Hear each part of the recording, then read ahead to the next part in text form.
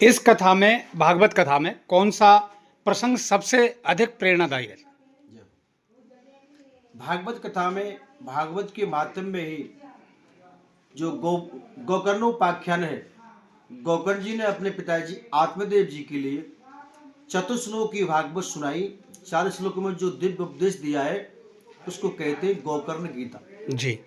गोकर्ण गीता में 4 श्लोक है और चारों श्लोकों में गोकर्ण जी महाराज ने यही समझाया पिताजी के लिए। बोले पिताजी, ये संसार असार है, ये शरीर ही जब आपका नहीं है तो संसार के दाते आपके कैसे हो सकते हैं?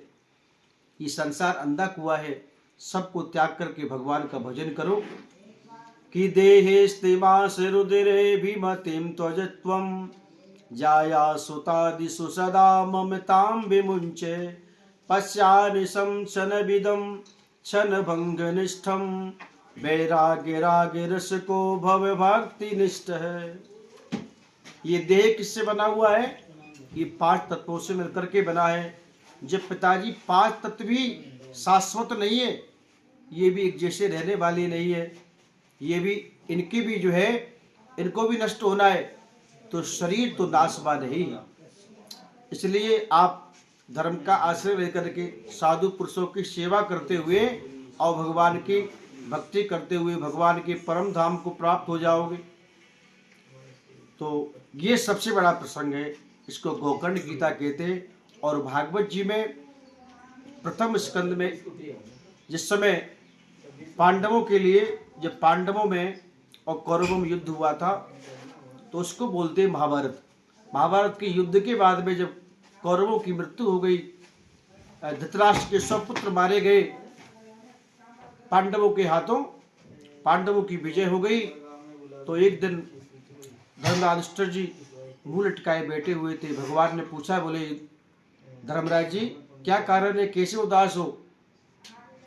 तो धर्मराज जी ने कहा, बोले गुरुदेव क्या बताऊं, हमने युद्ध तो जीत लिया है लेकिन हम पर राजनीति चला ली। हम राजनीति नहीं जानते कि राजनीति कैसी होती है, हमको कोई राजनीति का उपदेश करे, राजनीति सिखाए। तो भगवान कृष्ण कन्हैया द्वारकाधीश सब पांडवों को, द्रौपदी को, कुंती मैया को लेकर के पिता में भीष्म जी के पास में पहुंचे।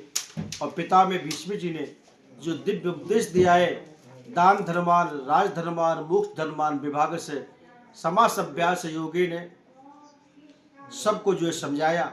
दान धर्म समझाया, स्त्री का क्या धर्म है वो समझाया, राजा का क्या धर्म है वो समझाया, सबको विस्तार से सबको ज्ञान उपदेश दिया, राजनीति चलाना सिखाया।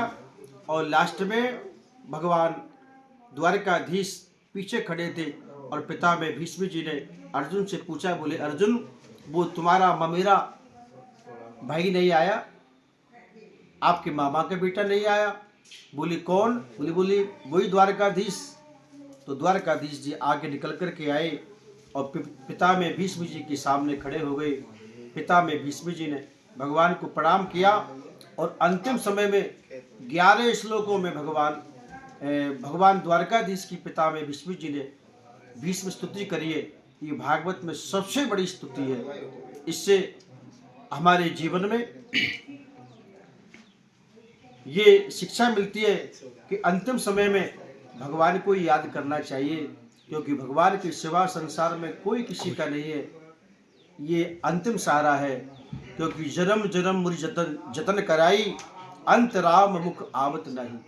बड़े बड़े ऋषि महात्मा साधु पुरुष जन्म जन्मांतर तपस्या करते रहते और भगवान से प्रार्थना करते, प्रभु अंतिम समय में मेरे मुखारबिंद से आपका नाम निकल जाए, आपकी छवि मेरे आंखों के नेत्रों के सामने प्रकट हो जाए और आपके सामने ही मेरी मृत्यु हो जाए और मैं आपके सामने, आपके शरीर में, आपके चरणार बिंदुओं में मेरी दिव्य ज्योति समाहित हो जाए। बस यही कामना है। ये पिता में भीष्म जी की स्तुति है। ये भागवत में सबसे बड़ा उत्सव। जी।